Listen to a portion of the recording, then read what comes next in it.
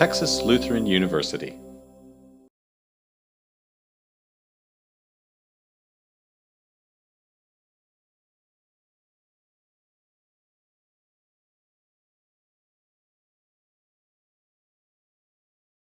Today we're going to be talking about gender-based disparities in healthcare. I'm Dr. Marco Gonzalez. I'm a member of the Women's Studies Committee, which is sponsoring this event, and I'm also currently teaching a Women's Studies class. I'm going to go ahead and let the members of the panel introduce themselves. I'll be moderating the panel today and asking the questions that will prompt discussion. If at any point during this you have a question because something's not clear, just make sure you raise your hand so we can get you the information that you need to kind of understand where everybody's going, and then we'll hopefully have some time for questions at the very end. So with that said, I'm going to go ahead and let them introduce themselves. Okay. You want me to start? Yeah. Hello, everybody. My name is Cecilia Trinidad. I am part of the nursing faculty, and the course that I teach is behavioral health. And I'm also the HRSA lead faculty member for our program. So thank you for being here with us today. It's so lovely to see so many people from my classes that I had this week or last week or whatever. I'm Dr. Bischoff, so almost everybody knows me. And I teach community health, and this semester I'm teaching evidence-based practice 1. I really like to teach health policy. And it was really fun to get ready for this talk because I got to really dig in and look at some things and get some new ideas. So thanks for being here. Hello. If you don't mind, I'm going to say more about myself because I'm the only person who's not on TLU's campus on a regular basis. I'm Cayenne Clausen-Lutner. I am a nurse at University Hospital in the trauma acute care units currently, and a TLU nursing graduate. And in my last career, I was a theology professor at St. Mary's University. And my dissertation research had to do with sexual assault survivors, and now I work with trauma patients. So my area of work has to do with survivors of violence in general. So let's go ahead and get started. The first question is, women often don't know as much about their bodies as they really need to take care of and advocate for their health care. What are the biggest gaps and why do they exist? Okay, I can start. Sure. With regards to the biggest gaps that we see in women's health care is the fact that women, first off, are very rarely included in any kind of clinical trials. That's one big area. The second thing is that I don't think a lot of us realize often people think that women are going to die more frequently of breast cancer, but the opposite is that women die more from cardiovascular events. And the other issue when we see these gaps in research, or particularly in healthcare, is that we also find out that women are going to be less asked to be members of scientific studies, which, as any type of research study that we see, is going to be beneficial to the population at whole. But there's one underlying factor that I found in the research that I was doing to get ready for this, was that women are often not included in these research projects because there's a lot of things that relate back to the endocrine system, which has to do with hormonal changes that women experience. And as a result of it, this is one of the major reasons that we see these gaps in healthcare when it comes to women in particular, which is very unfortunate because women normally are perceived more as caretakers, but yet if they go into an ED, an emergency department, and they go in with complaining symptoms of maybe chest pain, or they present themselves in a different manner, often doctors will not see them the same as if a male would go in. So we start seeing these big gaps in how women's care is delivered. Whitney? Well, I looked at a couple of things. One is that in societies where men and women have greater equality, women's health is better. So in a lot of societies where men have more rights and privileges, women's health is not as good. The other thing is that in talking to people, some of whom are my students and pediatric nurse, Sex education, I know we all know what grade they teach sex education, but it really starts at home, and it really starts when you're very young. And in a lot of societies, they do have sex education in the schools at every grade level that's grade appropriate. So it starts with affection or hugging or having friendships, in kindergarten, and then it progresses to the level of development of the children and what kinds of information they need. So it does start young in the home, and a lot of people advocate the proper language and terminology for your body parts. Some cultures don't talk about body parts and sexual matters at home, and I've heard this a lot from students, mostly from students from Hispanic backgrounds, and especially if they're maybe more traditional. But there are lots of groups of people that do not talk about body parts or sex at home. And then the women's reproductive system is pretty complex, and it's not really visible, so it sometimes is more mysterious. And I guess eventually you if you're in college, you should be able to inform yourself. So for a long time, there's been probably since the beginning of the internet, there's been a group called Go Ask Alice at Columbia University, and it's their health professionals and researchers that put this information out there. So once people started using the internet to look for information about sexual health and anything that has to do with the body, they could now look at Go Ask Alice. So that's the name of the website. I also looked, there's the Vagina University, a complete owner's manual from sex and periods to health and body image and everything in between. The Female Body and Owner's Manual, a head-to-toe guide to good health and good looks at any age. The Vagina Bible, the vulva and the vagina, separating the myth from the medicine. And Sheology, the definitive guide to women's intimate health, period. So there's really a lot of resources. And I think that the key is to start with the idea that you don't know everything about your body, because it's pretty amazing and complicated. And so there's always more to learn, and you can educate yourself. So that would be my advice. So I'm assuming that a number of you are nursing students. Raise your hand if you are, please. All right, so I'm talking to a number of people who are going to be healthcare providers. Looking forward to that.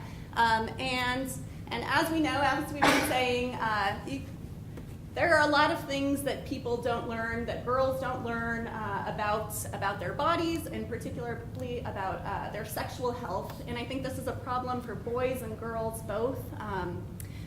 In Texas, we don't have the greatest sex ed curriculum in our schools, but anywhere you are, regardless of what the culture of the patients you're working with, you can't assume anything about what your patients are going to know about their bodies or their body parts or what their healthcare experiences have been. So I just wanted to tell one little story about my experience with this when I did rape crisis counseling in Atlanta.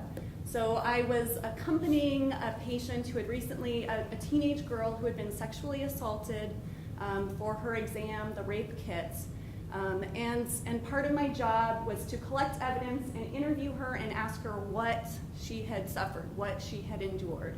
And I couldn't believe how difficult it actually was just to communicate with another English-speaking female in the same city I lived in. Were you forced to perform oral sex? She just had no idea what that meant when I said oral sex. And I tried out a few different slang words that I thought she might know, and she and I definitely did not share the same vocabulary, and depending on maybe how she was raised, she might not even have a concept of oral sex. So it's amazing how difficult it can be to communicate with patients about their bodies and about sexual health, about sexual acts they have done or had inflicted on them.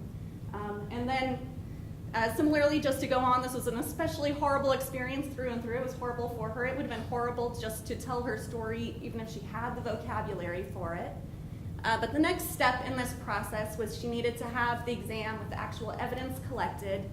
And in an ideal world, it would be a sexual assault nurse examiner who would be doing that exam. So sign up and become one of those. I'd like to think someday I'll be brave enough to be trained as a SANE nurse.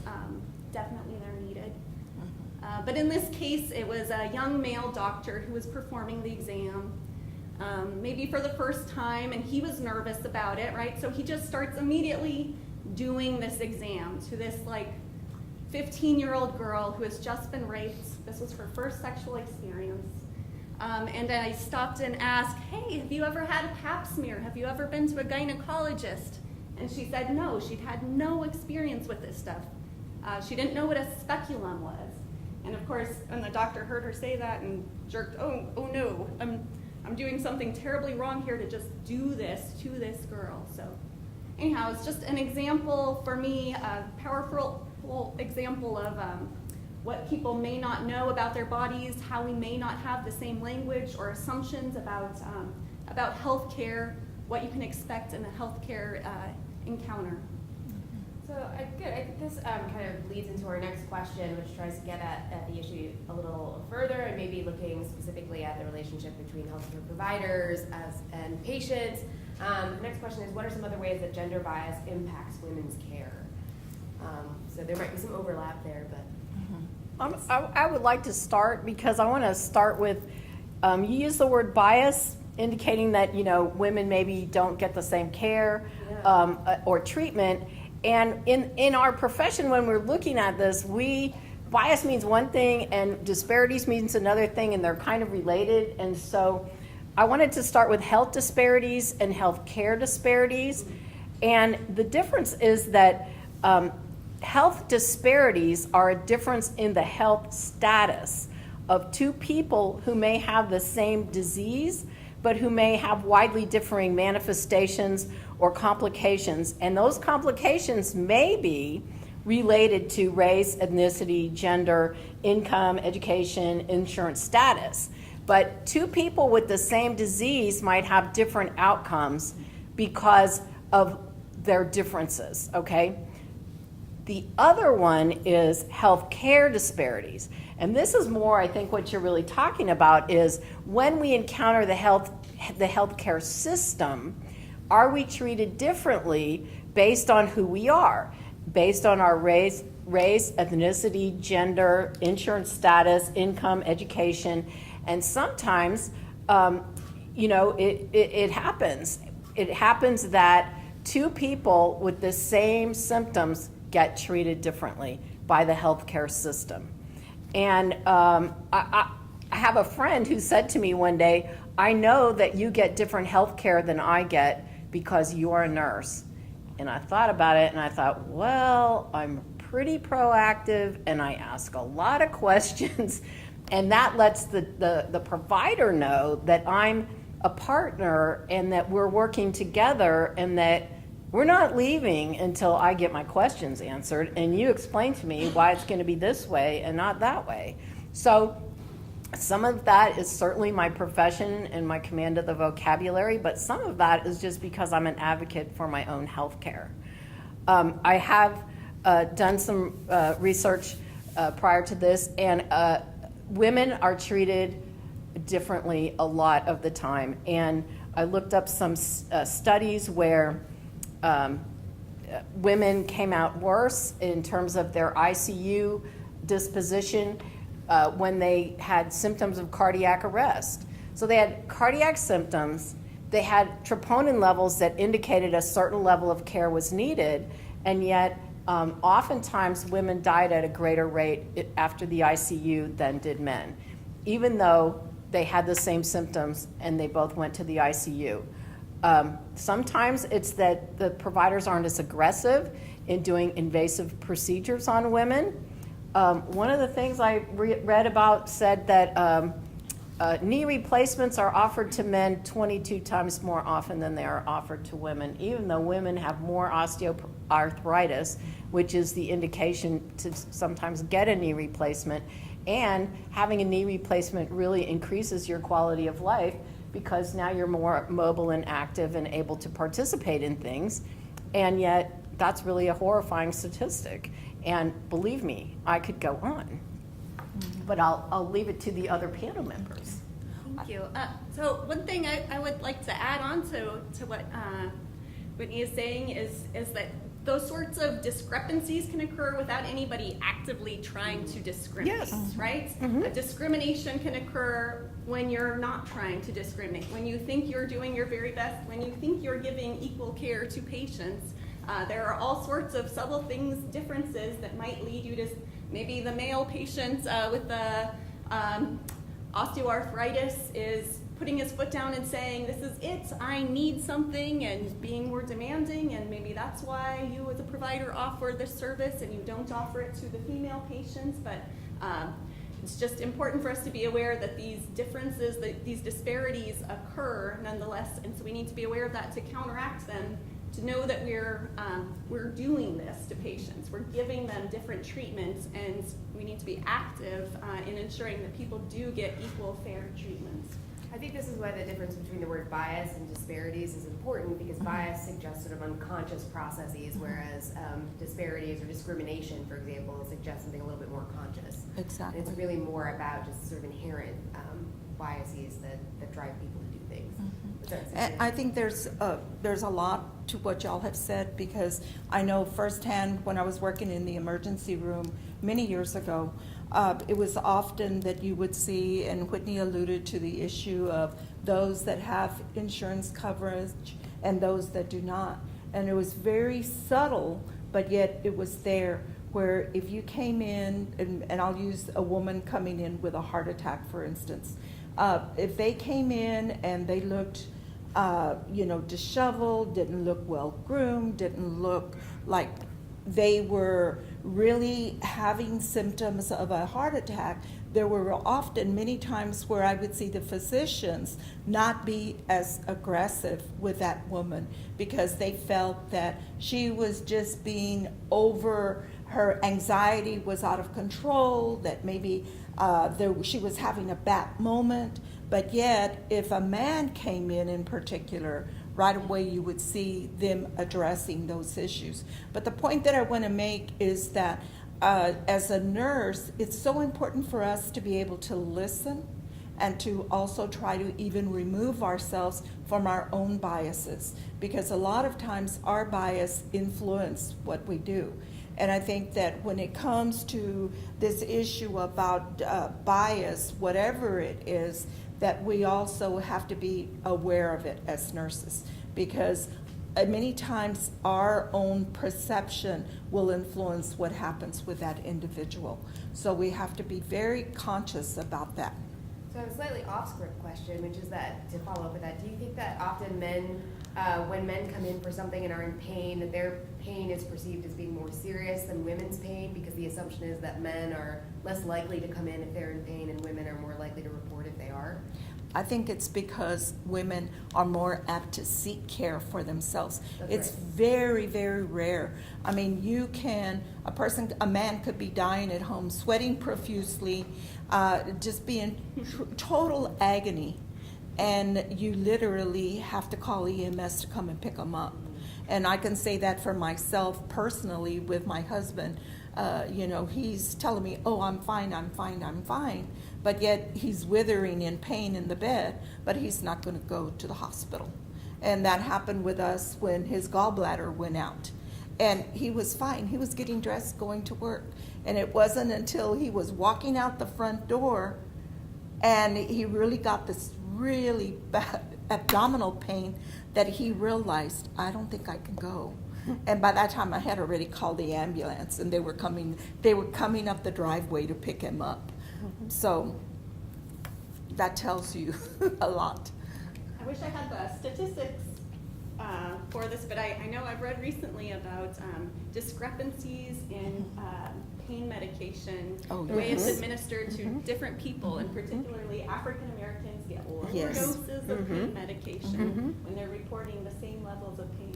Yes. So there are things that are happening on an individual level, whether we're intending it or not, right? Where one nurse is, assessing somebody's pain level and administering a medication differently than they would for a different patient, but that there are also huge system-wide differences, right? So before the Affordable Care Act, for instance, there are all sorts of things. Women's health care that wasn't covered by insurance. And women Exactly. just broadly as a whole were charged more for health insurance, just basic baseline health insurance costs more for women than for men, even excluding childbirth and things like that, excluding birth control and other basic aspects of women's health care. So laws can make a difference, policies make a difference, also at the individual level, institutional policies or individuals' approaches to their patients.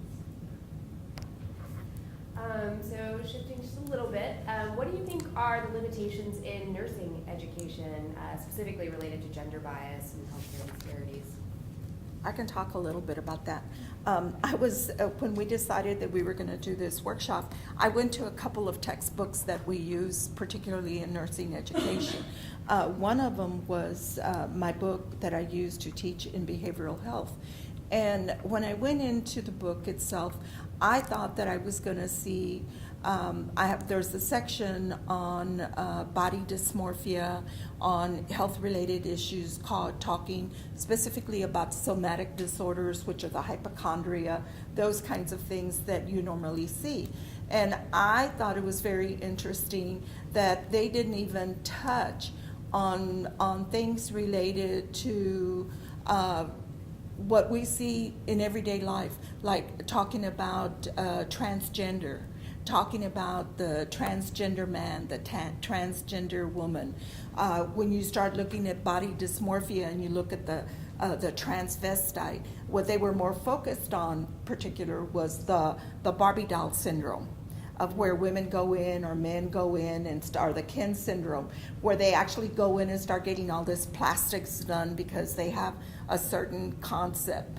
They didn't even talk about the disparities that particular people of transgender and the discrimination practices that they have and how they seek health care. Then I went to a couple of other books. One other book that we use, which is our Jarvis, which is what we use to teach our students how to do health assessments.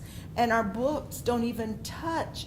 They talk a little bit about the sexual reproduction, but they don't even get into the consequences of what students really need to know when they're going to go to the bedside, how they're going to treat a transgender person or a lesbian or whatever connotation or word we want to use for that individual.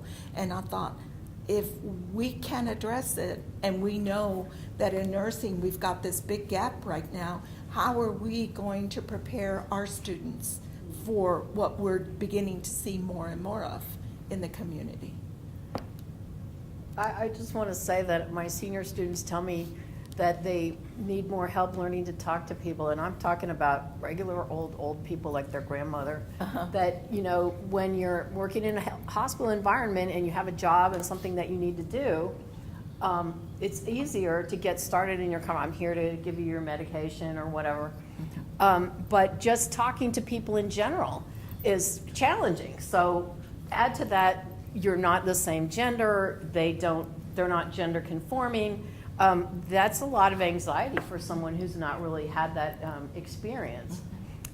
For me, I would just say that the research literature is lagging in a true understanding of, do men and women have differences, and if they do, what are they? And Cecilia alluded to the idea that men have historically been the subjects of medical research, and women have historically been excluded, mostly because a lot of the research was done on medications, and a lot of those medications had uncertain effects on an unborn baby, and so women were excluded if they could potentially become pregnant and this drug could hurt the fetus. So there seemed to be a rationale for this differential treatment.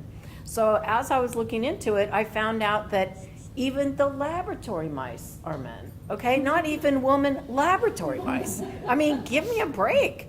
And then, because I've been involved in drug research, you sort of are looking at it, and now we actually have the first drug that has different prescribing for men and women. And does anybody know which drug that is?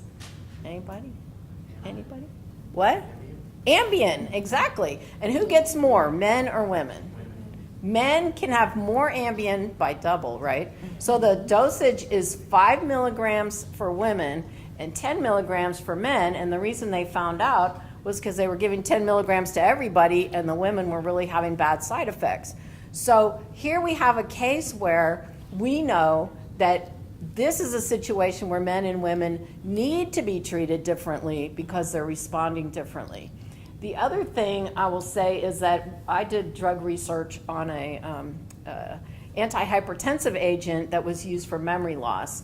And they made a big point of saying, if you exclude people that are African American, you really need to explain to us why you did that. And it turns out that the angiotensin converting enzyme system that regulates your blood pressure is different in African Americans than it is in other people. And so because of the type of drug we were using, we did need to exclude African American people from this study because they didn't work the same, and you're trying to keep everything the same. So sometimes there's legitimate reasons, but more often than not, it is an unconscious bias.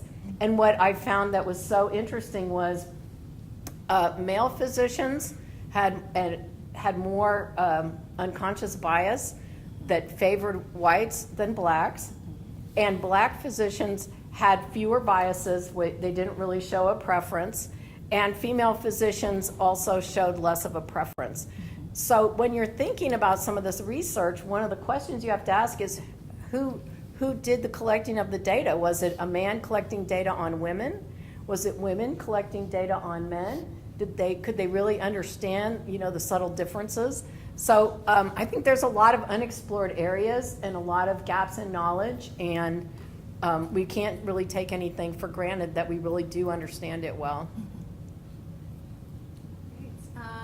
My only comments additionally is as nursing students, trying to overcome your own potential for discrimination, your own potential for bias in your future practice, I would recommend trying to expose yourself to as a diverse array of patients as possible. If you see a patient who's very different from anyone you've ever worked with, try and talk to that patient, try and work with those bodies. It's astounding how different bodies can be, and that your image of what a woman's body looks like is going to range. There is a massive range there, and something I see that's in my hospital, especially with new employees, is sometimes they think they can walk into a room, take a glance at a patient, and immediately say, "Hello, sir," "Hello, ma'am," and it's not always that easy, and sometimes especially with elderly patients who have short hair, and how would you like it if your grandma is addressed as sir, right? We need to be just asking people about their preferences and getting used to the reality of how diverse people are, that they don't always meet up to our expectations. That is so true. And That's a good point. We took blood pressures yesterday on someone that I see around town all the time. And this person has curly hair like this, sort of elderly, doesn't really have teeth, has some minor breasts under their shirt. And I have never known if this is a man or a woman. I don't know. So I asked the person, I said, "Well, what's your name?" I said, "Would you like your blood pressure taken?" And he said, "Sure." And I said, "Well, what's your name?" And he goes, "Frank." And I said, "Okay, Frank, have a seat." Now I know. So, hopefully I'm 80% of the way there, because he told me his name was Frank, and so I went with it. But Dr. Lewis and I went to middle school, and I swear I couldn't tell which ones were the boys and which ones were the girls some of the time. And it was just like, oh my gosh, look at that hair, that long hair, and just sort of that feminine behavior. Is that a boy or a girl? I don't know. Oh, their name's Madison. Oh my gosh, now I really don't know. So welcome to 2019, Exactly. I was also going to say that hopefully some of your, or all of your liberal arts education is contributing to your understanding of people and the world that you live in, so that will help you kind of deal with the patients that way. All right, so we've already talked a little bit about race, class, and sexual orientation, but I think there's more there. So in what ways does gender bias intersect with race, class, and sexual orientation? In other words, is someone who's a black and gay likely to receive different care than a white heterosexual man, and why? And we've talked a little bit about this, but maybe there's some more that you've prepared. Okay. Well, first off, definitely, they're all going to receive different levels of care. Unfortunately, I think what's going to happen is that a lot of times it goes back to our upbringing and the way our personal culture has indoctrinated us to view certain classes of individuals that we deal with. And that's going to be probably the biggest hurdle that all of us sometimes have to overcome or how accepting are we of individuals and how open are we to want to learn more about individuals. And I think that it goes back to probably one of my favorite nurse researchers. I have two. One is Madeline Lineger and Arleininger, and the fact that she talks to us about the importance of immersing ourselves in the culture, learning about the culture, learning about the beliefs in order for us to help them and in order to empower not only the patient, but also to empower ourselves, because if we don't understand them, how can we provide good care and be sensitive to that individual? And the other individual is a lady by the name of Campina Bacote.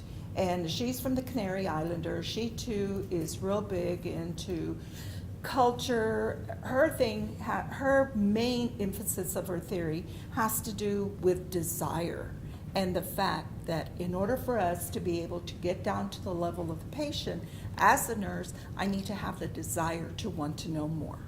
And I think until we can deal with those biases that we have, I think that we're not going to be able to achieve that parity and that taking away that discriminatory thing that we encounter, especially with all ethnic classes or all different kinds of people. One of the things that I always try to teach my students and that I've taught my students as long as I've been in education is that once I walk in the door, everything that I'm afraid of, everything that I've always thought was not right, has to be left outside that door. And when I walk in, that they're a human being that we're dealing with, and that I want to treat that person, I expect to treat that person like they were my mom or my dad, and to show respect and dignity for that individual. And I think that's something that we still have to continue to work on. And to me, that's what I feel is important. Or Kyan? Sure. So when I first started working on my unit, this trauma acute unit that I work on, so everybody has survived an accidental or an intentional injury, right? And there are interesting demographic trends in my patient population, which I wouldn't have expected unless I should have thought about it ahead of time. There are a great number of young men. So one day I had all of my patients were males between the ages of 17 and 19, right? Why? Because young men take a lot of risks. They drive differently, right? That's why they get charged more when they rent cars, right? So they're kind of a high-risk trauma population. And then I also noticed I have a huge number of mentally ill patients. Why are there so many bipolar patients in this unit? There are a huge number of homeless patients that I interact with. A surprisingly large number of patients who are HIV positive. Why? Because these things all build on each other and create vulnerabilities, right? So to take one example, 40% of homeless youth are LGBT, right? So that means that a lot of these kids have been thrown out of their families, thrown out by their parents because they're gay, because they're trans. They wind up homeless.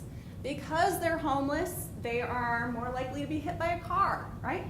Because they're homeless, they're more likely to be trafficked. They're more likely to become HIV positive. They're more likely to be stabbed.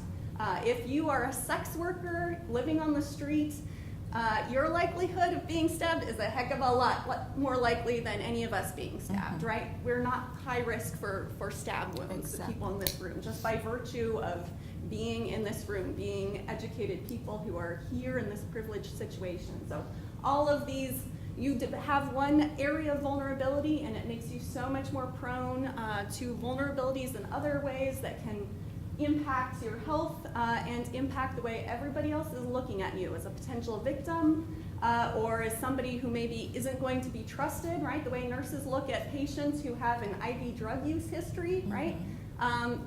They don't look at them the same way, they don't treat them the same way, right?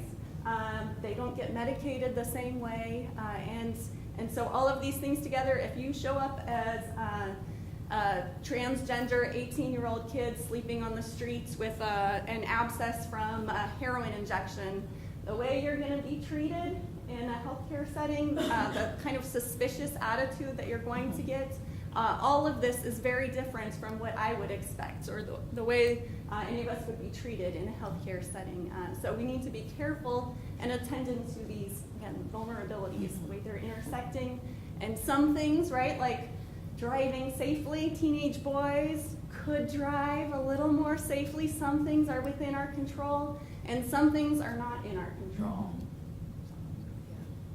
And I think there's a real importance to kind of understanding that in those particular terms, because that's going to then have a direct impact on how you treat a person, right? If you're trying to get to the ideal that Cecilia is talking about, treating everybody as though they were a relative, and then recognizing these vulnerabilities instead of maybe blaming the patient for where they found themselves is probably a critical part of care.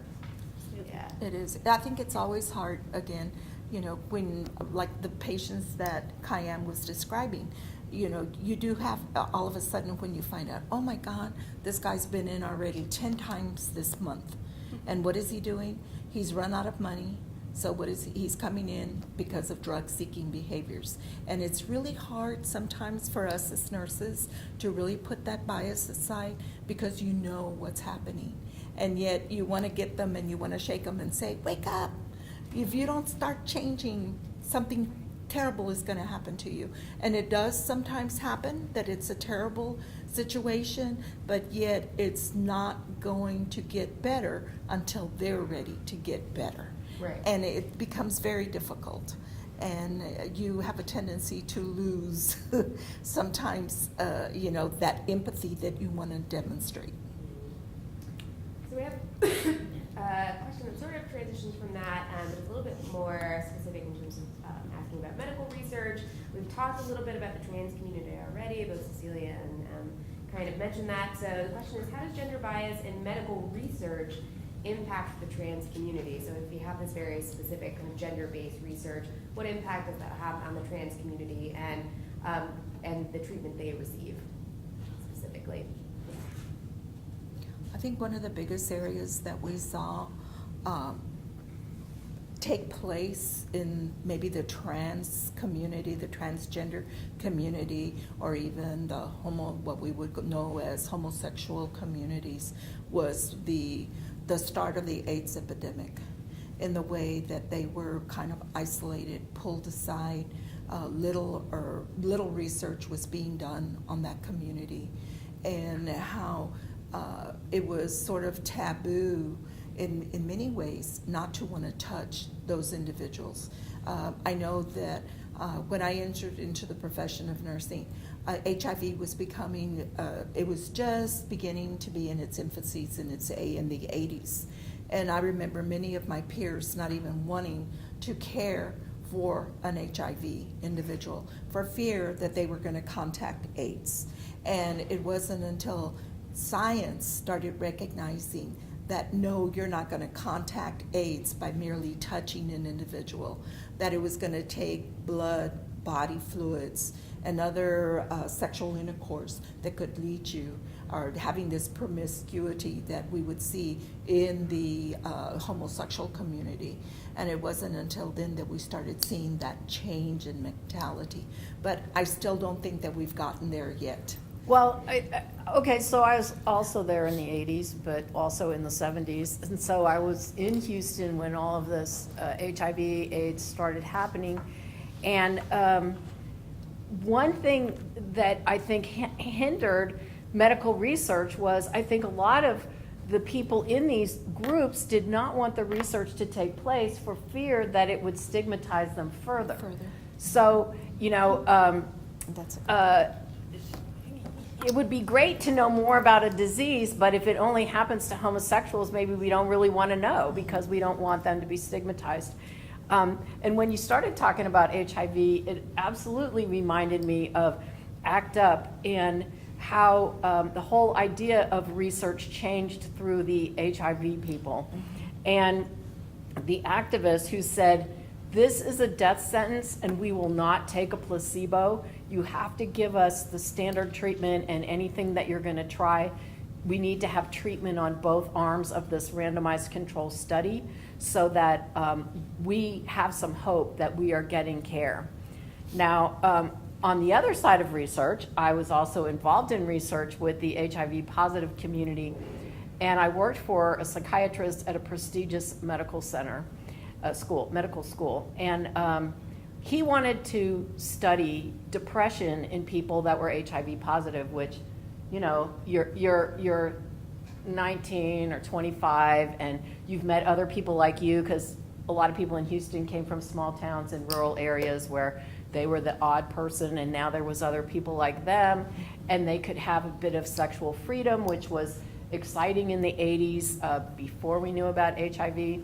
And then all of a sudden they find out they have this disease and all their friends are dying. Of course they're depressed, right? Mm-hmm. And the treatments are horrible. They have bad side effects. They don't always work. So this researcher wanted to give methamphetamine to people that were depressed to see if they would be less depressed. So we had a number of problems. Number one, if you gave methamphetamine to people who were depressed and didn't feel like having sex, would they want to have more sex and therefore spread more virus? That was one concern. The other concern was we had a lot of wealthy donors from the Tony parts of Houston, and maybe these matrons didn't want to be treated in a clinic that had a string of, you know, homosexuals coming in the front door and getting treated for their depression. So we really had to keep it kind of quiet. And they did advertise in a local newspaper that catered to the gay community, but it was kind of like where you contacted the people was in really small print at the bottom. So we were in our little corner of the university, and it was hard because people were afraid. They had a lot of fear, and their friends were dying, and it was, somewhat understandable. But on the other hand, what we saw once we did the research was that it had a lot of effects on other types of diseases because of the things we learned from studying HIV and AIDS. So I would say, especially with the transgender community, we just don't have enough information. There are so many ways to be transgender, in my opinion, from what I've seen and read, and that is that you can just behave as the opposite gender and dress as the opposite gender, and that's where it goes. You can take hormones, you can have surgery, and when you're a young person who believes that they're transgender and they're in the wrong body, you can have hormone stopping therapy. Is it called hormone blocking therapy? I think it is. Suppression, could be. Anyway, it's a therapy where instead of going through puberty, you delay puberty so that the person can grow and mature a little bit mentally to make sure that this life-changing thing that they're going to do to their body is really what they want to do.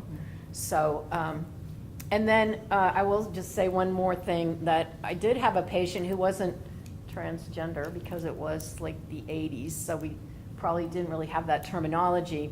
But this young man had been born with ambiguous genitalia, which means that what you saw on the outside, they decided he was a boy. Okay, but maybe it wasn't as robust as most of the little boys that were born, but they decided, well, okay, we're just going to raise him as a boy. And we maybe didn't have the genetic testing that we do now. So this young man became 14 years old, and he starts to develop breasts. But he thinks he's a boy, right? Because he's been raised as a boy in his family. So I'm the surgical nurse when he came in, and they took his breasts off, and they implanted artificial testicles in his testes sac, in his scrotum, so that he would now appear to be more of a boy. And of course, he probably started hormone treatment. So here's a case where this was not someone who made a choice. The doctor made the choice. The doctor and the parents made the choice at birth. And then as he grew up, he he began to have sexual characteristics that indicated maybe that wasn't who he was, but for 14 years he'd been a boy. So I want to leave you with the idea that it's not black and white. And No, we're good. I was just going to say that the term for that actually is intersex. yes, Right, yeah, so not necessarily transgender, but intersex, someone who's born with characteristics of both. And apparently it's as common as being a redhead. wow. That's interesting. Yeah.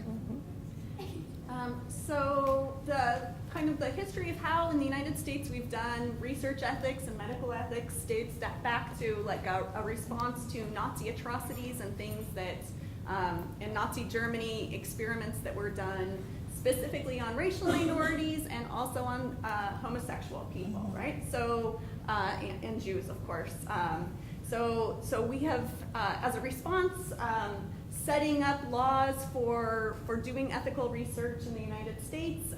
We've tried to be very careful to protect these certain vulnerable classes of people, which then therefore also makes it a little bit harder to do research on these people because we've identified them as more vulnerable. We've set up a need for more protections.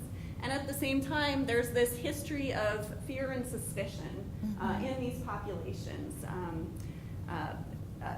It's a big problem in doing research on African Americans, and certainly in the middle of the AIDS crisis, there was very good reason for HIV positive people to be petrified of research being done on them, and all these terrible rumors swirling around, right, that the CIA was spreading AIDS and all sorts of terrible stuff, right? So easy for people to be fearful, and so there are both practical and ethical reasons why it's actually hard to do research that equitably incorporates minority and vulnerable populations, which means we don't necessarily have as much good information on the healthcare needs of these populations. But it's going to be increasingly more important as people are more open to these communities and to people coming out and being who they are. Exactly. Yeah. So I have a couple more questions that are quite specific. We have about 11 minutes. Do you want to quickly answer the questions and then open it up to the audience, or just take audience questions now? I think we ought to take audience questions. I'm happy I with think questions. I think questions. The last two questions are talk about specifically personal experience with discrimination against each other or against ourselves in the healthcare system, and things that patients can do to manage their care when they think they might be discriminated against. So maybe some of you will ask similar questions. So can we have some questions from the audience? Any concerns? Very quiet. So maybe we should ask these questions. How about this one? So if you are someone who is likely to be discriminated against in the healthcare system, right, by healthcare professionals, what can you do to manage your care? So what specific actions can you take? Well, first of all, I want to start with, if you're a person that's concerned about being discriminated against in healthcare because you're different in these ways, you are going to be less likely to seek healthcare, and your disease process is going to progress by the time you come to healthcare. So that's the bad news. The good news is that more and more it's easier to find people and clinics and surgeons that respect who you are and are willing to treat the illness that you have or whatever your issue is. And I met a wonderful community health nurse at a conference who worked at the Fenway Clinic, and she said, well, we started during the AIDS epidemic with treating the gay population with their HIV status. But 20 years later, they now treat a lot of different people, and every single person on their name tag tells their pronouns so that you know if you're talking to a man, a woman, someone who's not sure, doesn't conform, or whatever the issue is. And they have special training and a certain culture that says everyone's welcome here, and we want to treat you the way that you want to be treated, and people trust that and they seek it out. And it's now easier to find those areas, one of which is formerly called the Gay Lesbian Medical Association and is now called the Health health professionals advancing LGBTQ equality, but you still find them at glma.org. Since you're working directly in healthcare, right? So what would you recommend for your patients? I mean, I know trauma is its own unique thing, but you know, if they can, what can they do to like advocate for themselves or bring someone else to advocate for them? Or Exactly, that's what I would say. That everybody, right? Not just if you're some particularly, at-risk minority or something, but everybody. I would recommend it for you, for your dad. Bring somebody with you to healthcare appointments, to the hospital, to be an advocate for you, to write down questions that you want to ask your provider, to write down exactly how often did they say I'm supposed to take this medication, and when do I take this bandage off again?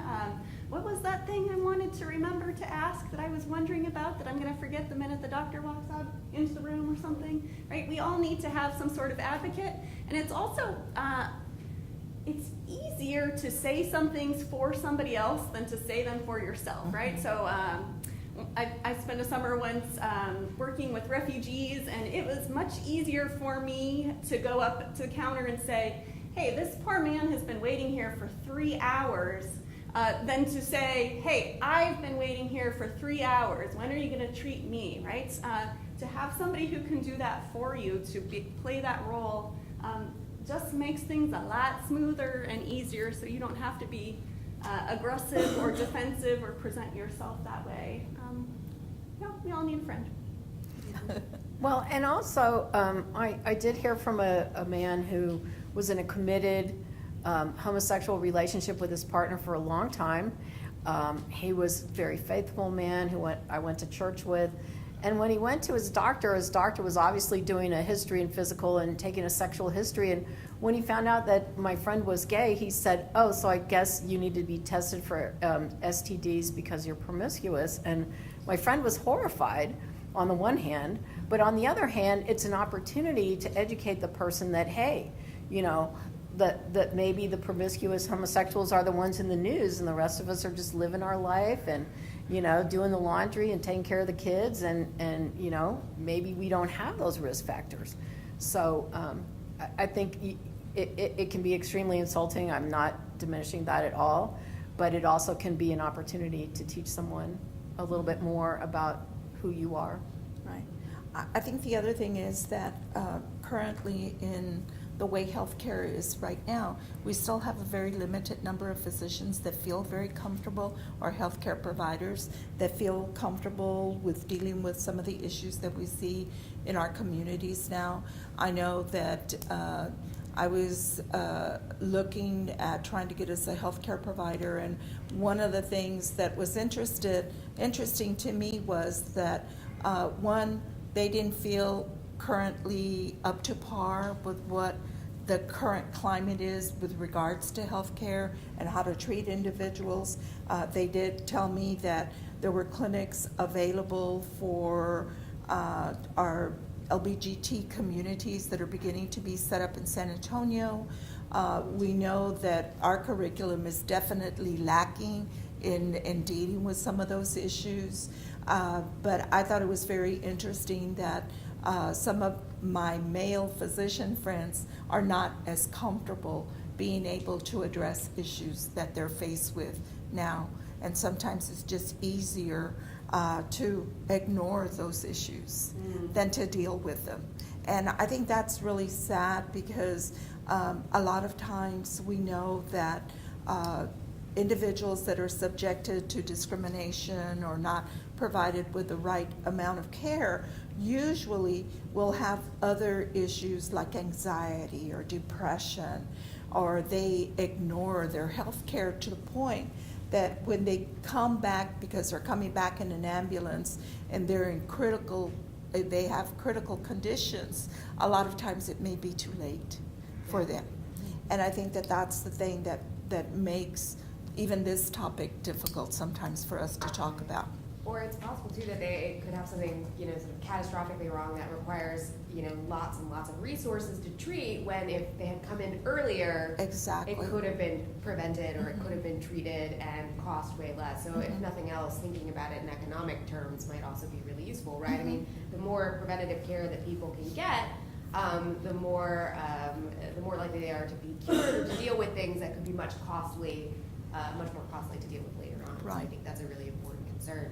I think overall, just thinking about the way that our sort of implicit biases work, right, and just trying to be more thoughtful about vulnerable populations and the way we treat people, I think is really important. And I, again, really like Cecilia's particular perspective of just talking about, or just approaching every patient as a human being who needs care, and being conscious of the biases that might sort of inform the way that you talk to people or ask specific questions, I think is really important. So yeah, so we have just a few minutes left. If we have any other questions or any questions from the audience, that would be great. Don't be shy, there's gotta be at least one. For extra credit? No? I do have a comment. Yeah. One of the things I don't think that we addressed in terms of policy and just actually seeking care in the healthcare system. My background is children, and so there is a trend in terms of ambiguous genitalia, intersex individuals, to do the genetic testing and to not immediately go to reassignment surgery or to take steps that way. But one of the things that I think is a hindrance in healthcare providers providing the care that we need to, using the correct pronouns, has to do with some of the legal structure and identity laws and identification. And so if you have, and the need to assign a sex. Right. So if you have an individual, and it goes over into the adult world in the sense that if you haven't met all of the qualifications to have your gender marker changed, your ID and your insurance card that you present to that official facility is what drives your labels, what drives your name in that electronic medical record. And so even a well-meaning nurse or a physician or a provider on that healthcare team may see, you know, Sam Jones, but Sam is Sally. And you're essentially flagging it or putting it in a comment or writing it in big letters on a place, because the official record has to match the official documentation. And so Sam, who is now Sally, has this evolving process as shift changes, even in a healthcare environment with providers with the best of intention. Yeah. That it could be something as simple as the person delivering their tray, knock, knock, knock, Mr. Jones. Exactly.